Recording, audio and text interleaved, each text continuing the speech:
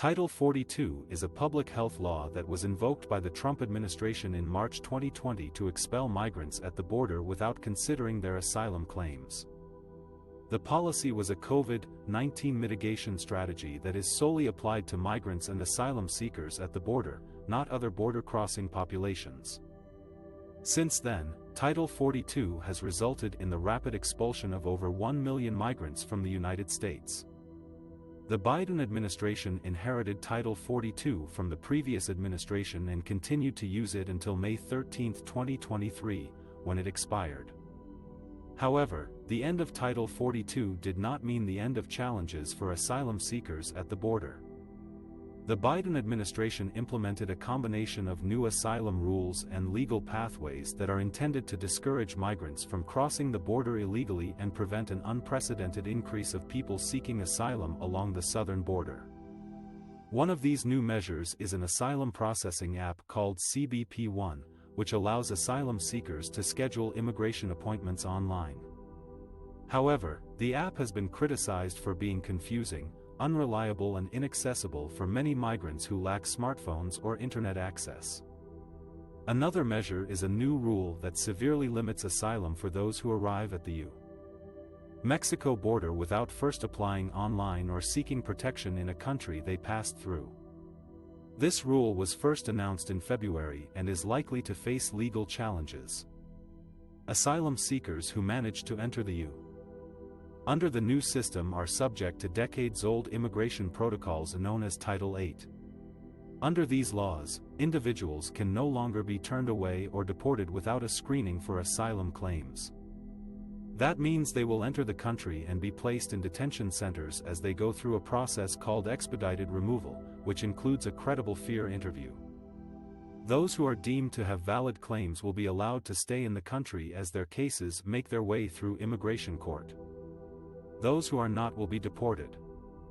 However, the return of Title 8 also carries stiffer penalties for migrants who are caught crossing the border illegally, including the possibility of a 5-year ban on entry to the U.S. for migrants who are deported, as well as prosecution. Moreover, the longer processing times will likely result in a bottleneck at ports of entry and detention centers that will put a strain on federal, state and local government resources. The expiration of Title 42 has been welcomed by many human rights advocates who denounced it as a violation of international law and a pretext to deny asylum to those fleeing persecution. However, it has also been met with resistance by some Republican lawmakers and border officials who argue that it will encourage more migration and pose a threat to public health and national security. The situation at the border remains fluid and uncertain, as tens of thousands of migrants wait for relief or face new obstacles in their quest for safety and dignity.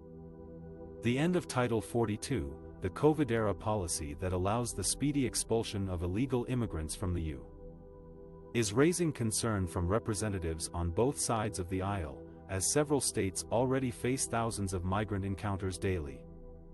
Title 42 was implemented by the Trump administration in 2020 to prevent the spread of COVID-19, but it has been criticized by human rights groups and some Democrats for violating the right to seek asylum and exposing migrants to violence and abuse in Mexico.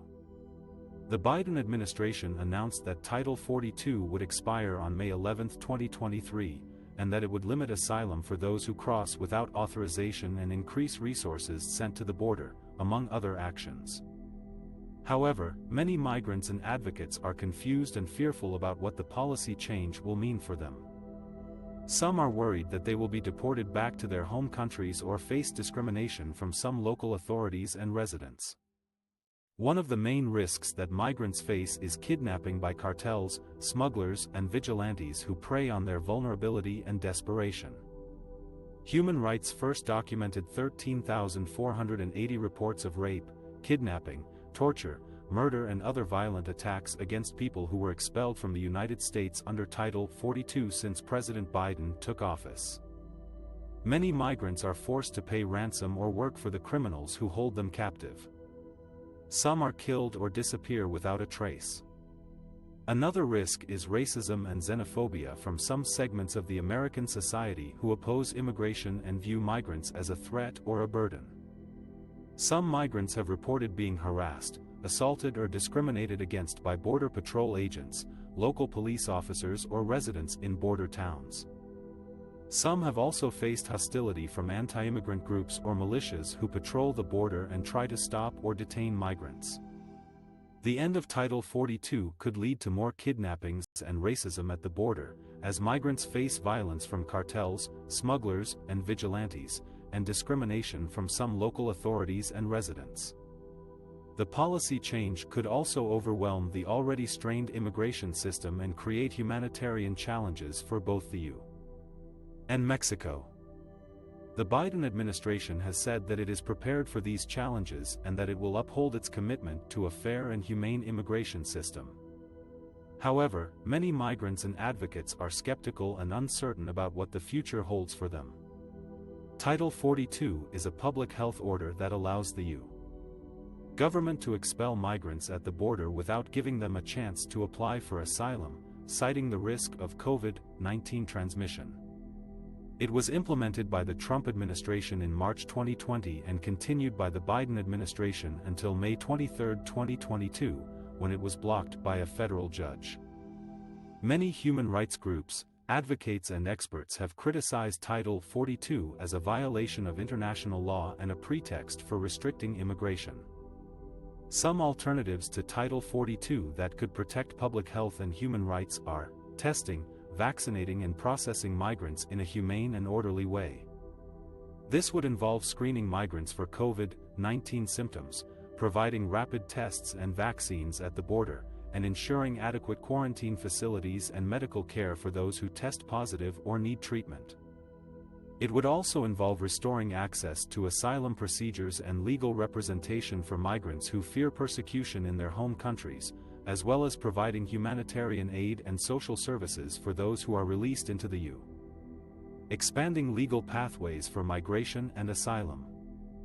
This would involve increasing the number of visas and refugee slots available for people who want to come to the EU legally, as well as creating more opportunities for family reunification, work authorization and education. It would also involve cooperating with other countries in the region to address the root causes of migration, such as violence, poverty and corruption, and to support safe and orderly migration management. These alternatives would not only respect the human rights and dignity of migrants, but also benefit the EU by reducing irregular migration, enhancing public health and security, and fostering economic and social integration.